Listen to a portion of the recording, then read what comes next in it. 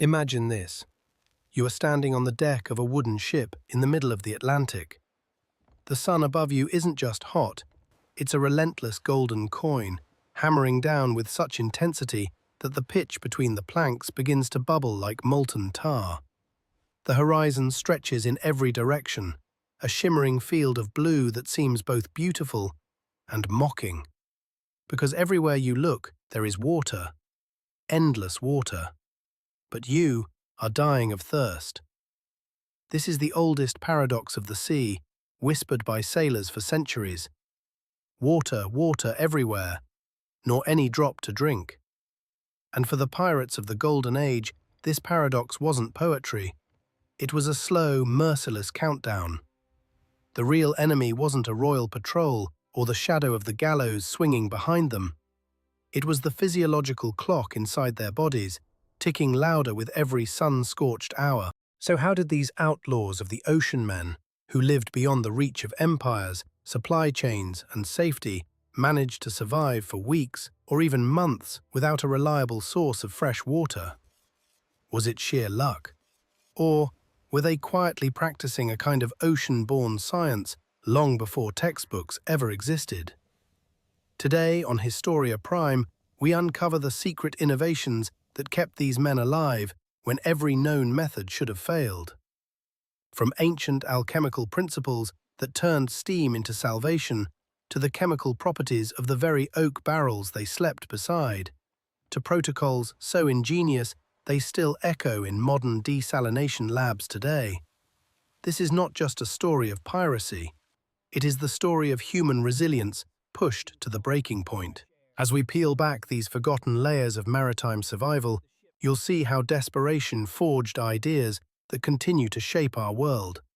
From emergency preparedness to off-grid living to the global water technologies that keep entire nations alive. So take a deep breath, let your eyes trace the horizon one more time, and ask yourself a simple question. If a pirate could turn the lethal ocean into drinkable life with nothing but a pot, a flame, and a bit of oak, what could you do with the tools you have today? Welcome aboard. Let's dive into the pocket core that kept soldiers alive when gear failed. Part 1. The biogeochemical enemy. Why saltwater kills. Before we talk about the solutions, we need to meet the real enemy. And no, it wasn't the Navy, nor rival pirates, nor the hangman waiting in some distant port. The true enemy was the ocean itself. You see, seawater is not just salty water. It is a biogeochemical trap. Every litre carries around 35 grams of dissolved salts, enough to turn a life-giving substance into a biological weapon. Because the moment you drink it, a silent war begins inside your body. Your cells, desperate to restore balance, release their own water to dilute the brine now flooding your gut. Instead of quenching your thirst, every swallow of seawater drains you from the inside. Your organs begin to dry out. Your mind slips into confusion. And if you keep drinking, this process, called hypernatremia, marches you straight toward organ failure, delirium, and a death far more frightening than any cannon blast. And that's just the drinking water. For a pirate crew of 100 men, staying alive demanded hundreds of gallons of fresh water every single week. They needed it not only to drink, but to make their own food edible.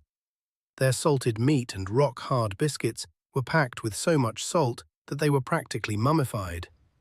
Without soaking and boiling them in fresh water, those rations were nothing more than dehydrating bricks of misery. So the question becomes painfully clear. If the ocean around you is a shimmering desert that kills you, and your only food is a block of preserved salt demanding even more water, then how, in this impossible equation, do you extend your operational range long enough to stalk your next treasure galleon? This is where pirate ingenuity begins, right at the edge of biological collapse, with an enemy you cannot shoot, cannot outrun, and cannot negotiate with. The ocean was both their prison and their battlefield, and to survive it, they needed to become something more than sailors. They had to become scientists of necessity. Part 2. The alchemical compass, distilling the infinite. To understand how pirates pushed beyond the limits of human endurance, we need to follow a clue left behind more than 2,000 years ago. In 340 BCE, Aristotle made a simple observation with world-changing implications. Salt water, when it turns into vapor, becomes sweet. That single line became the pirate's secret compass, an alchemical guide pointing towards survival in a place where survival should have been impossible. But turning that idea into reality was a different story. The great naval fleets of Europe considered shipboard distillation far too dangerous. Their vessels were floating tinderboxes sealed with flammable pitch from bow to stern. One spark, one overturned pot, one unlucky gust of wind, and an entire ship could go up in flames before the crew even knew what had happened. Pirates, however, lived by a different rule. Where empires feared risk, pirates saw opportunity. They took their everyday cooking coppers, the same great iron cauldrons used to boil stew for a crew of 100, and transformed them into makeshift desalination machines. By attaching a crude still head and a long condensing tube scavenged from scrap metal, they captured the steam rising from boiling seawater, letting it cool and drip into waiting containers as fresh, drinkable water. It was a brilliant act of improvisational engineering, but it came with a brutal cost. Distillation devoured fuel. To turn a single kilogram of seawater into steam required over 2,260 kilojoules of energy. On a wooden ship, that meant one thing: firewood. And firewood meant space that could have held stolen silver, barrels of gunpowder, or even another cannon. So every pirate captain faced a dangerous choice. Would you sacrifice your ship's treasure and risk burning the vessel beneath your own feet for just a few gallons of precious water? Many did. In fact, by the late 17th century, records show that more than 30% of long-distance voyages carried some form of distillation rig. They were noisy, scorching hot, and terrifying to operate. But when the wind died, when the ocean turned flat and lifeless, and when thirst began to tighten its grip on the crew, those improvised stills meant the difference between a mutiny and making it home alive. And as we continue this journey, you'll see that this blend of ancient knowledge and dangerous innovation wasn't a one-time trick. It was a mindset, one that allowed pirates, soldiers, and survivors across history to bend the impossible just far enough to stay alive. Part 3. Harvesting the Heavens, Solar and Rain Engineering. When fuel stores dwindled and every flame risked turning a ship into a floating pyre, pirates looked upward, not for salvation, but for science. They turned to what they called the alchemical fire of the sun itself, a source of power that needed no wood, no coal, only patience and ingenuity. Solar distillation wasn't new. Arab alchemists had been refining it since the mid-1500s. But pirates took that knowledge and adapted it to the brutal, unpredictable laboratory of the open sea. They poured seawater into shallow, blackened pans, dark surfaces that absorbed heat more efficiently, and covered them with whatever transparent material they could scavenge. Sometimes it was fragments of broken glass. Other times, stretched and dried animal bladders served as improvised greenhouse covers. Under the relentless sun, the water began to evaporate. On the underside of that glass or stretched hide, drops of pure, sweet vapor formed, gathered, and slid down into waiting troughs. It wasn't fast. It wasn't efficient, and the constant rocking of the ship meant a single wave could spill away an hour's work. But it was silent, it was safe, and it didn't cost a single stick of firewood. Then there was the sky's most generous gift rain. But pirates were not passive about it. They engineered their ships to drink the storm.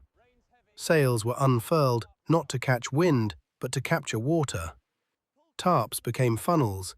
Angled cloths became channels, guiding each precious drop into barrels deep below deck. Yet even here, discipline mattered. Pirates understood something many land dwellers didn't. The first minutes of rainfall were useless. Salt spray from the ocean clung to every rope, every beam, every stitch of canvas. Dirt and grime collected in the rigging, and so, when a tropical squall finally broke open above them, the crew held back. They let the ship cleanse itself first, letting the dirty runoff pour into the sea. Only when the rain turned pure, truly pure, did they redirect the flow into their storerooms.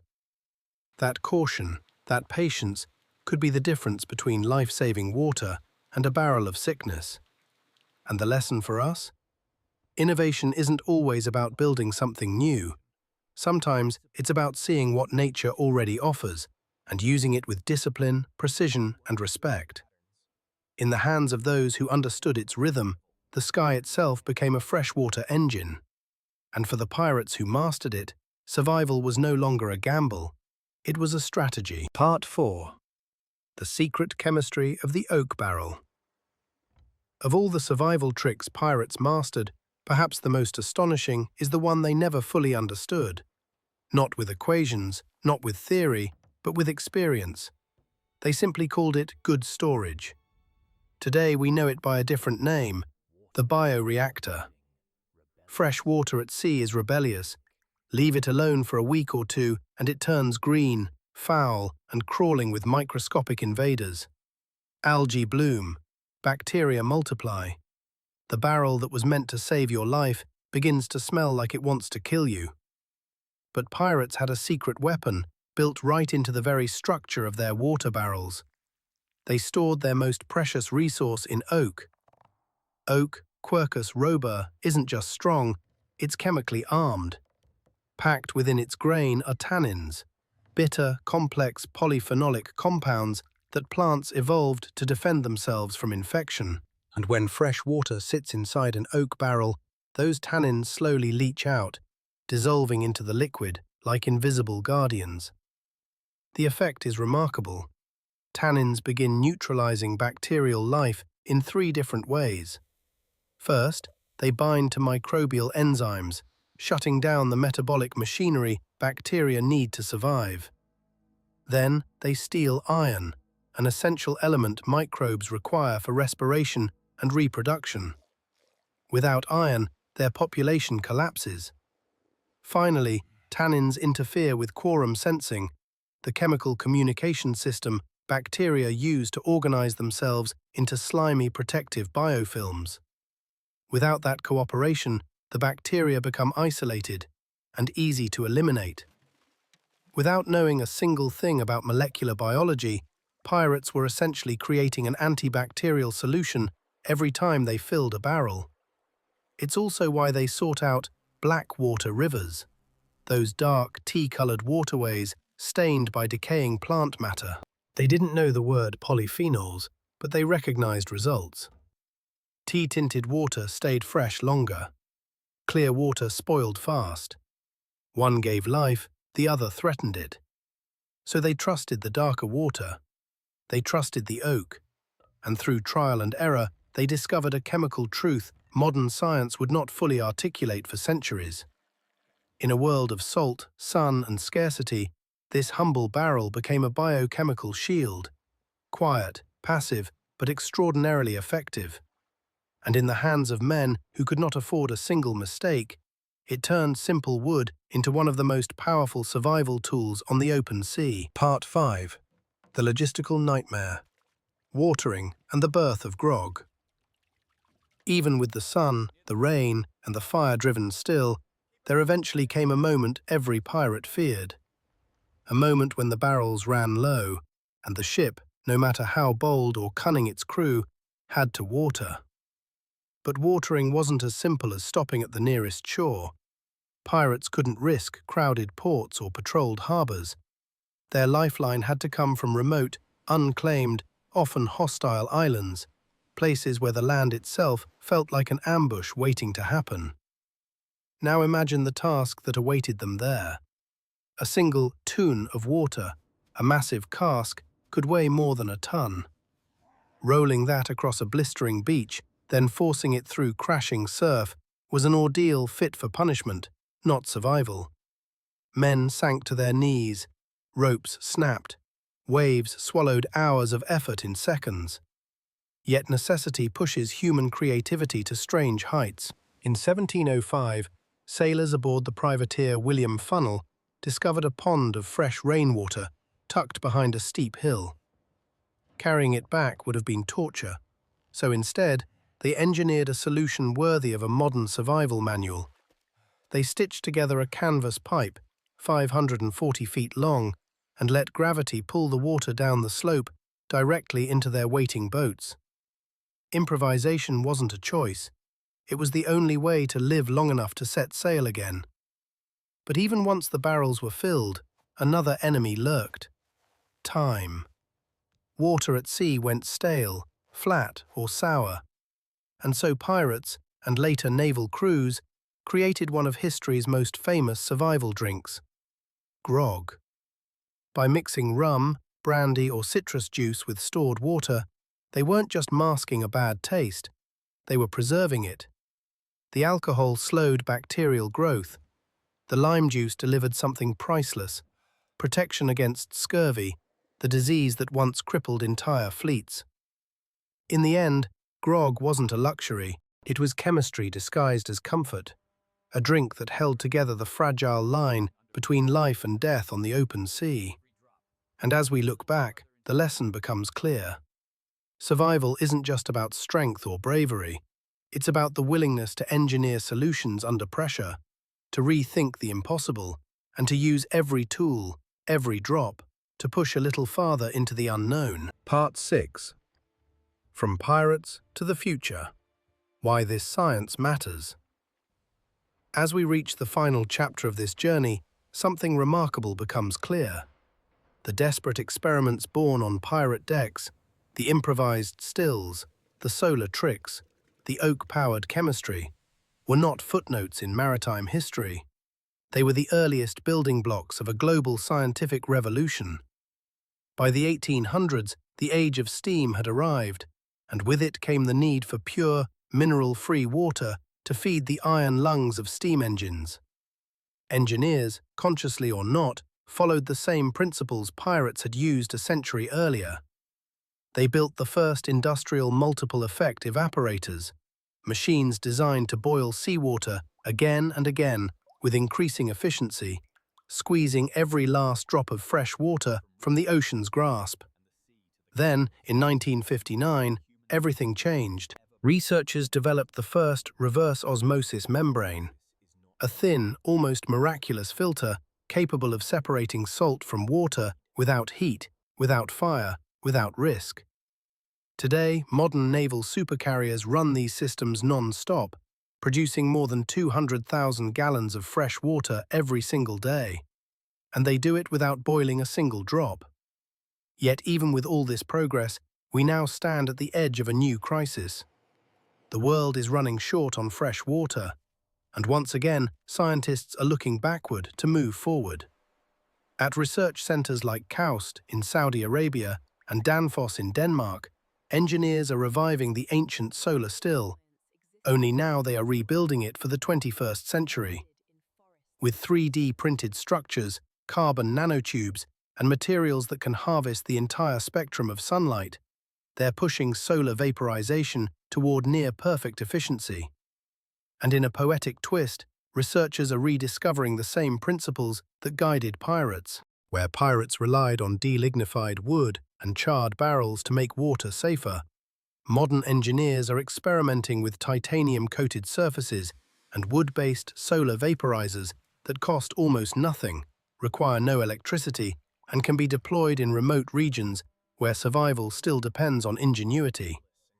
This is the legacy of those early innovators at sea. They didn't set out to shape the future. They were simply trying to live long enough to see another sunrise. But in their struggle, they uncovered principles that continue to steer us today. Principles of chemistry, thermodynamics, and resourcefulness that are now saving millions of lives around the world. And as you listen to these stories of pirates, boilers, membranes, and solar vapor, remember this: what begins as survival often becomes science. What begins as improvisation can become innovation. And what begins as desperation can become the foundation for a better future. Because sometimes the tools that keep us alive when everything else fails, the same pocket cores we carry into crisis, are the sparks that light the next chapter of human progress. Conclusion: the lessons of the abyss. As we close this journey, one truth rises above the waves. Pirates may have been outlaws, but they were also survivors' men, who proved that innovation is born not from luxury, but from desperation. They did not master the oceans through violence alone. They survived them through a deep, empirical understanding of nature. Long before the word science became common on the decks of ships, they showed us that when the world pushes you to the edge, the environment around you becomes more than scenery. The sun becomes a furnace. The rain becomes an engineer's blueprint. The trees, especially the humble oak, become chemical allies. And the ocean, even in its vast hostility, becomes a challenge waiting to be decoded. Their story reminds us that even in a desert of abundance, when everything around you looks plentiful but offers nothing of value, knowledge is the only resource that truly quenches thirst. It is the only tool that cannot be taken, stolen, or lost in a storm. And so, a final question lingers. In our modern world, a world where water flows from taps, light appears at the flick of a switch, and technology cushions almost every discomfort, what infinite resources are we ignoring today? If a pirate, clinging to life in the middle of the Atlantic, could turn a lethal ocean into a life-saving drink with nothing more than a copper pot, a stretch of canvas, and a bit of oak bark, then what could we accomplish with the science, tools, and knowledge we hold in our hands right now? Thank you for watching Historia Prime. If you enjoyed this deep dive into the hidden science of survival, make sure to like, subscribe, and share. And tell us in the comments below, which pirate survival trick surprised you the most? Until next time, keep exploring, keep questioning, and remember, the past is full of secrets, just waiting to be decoded.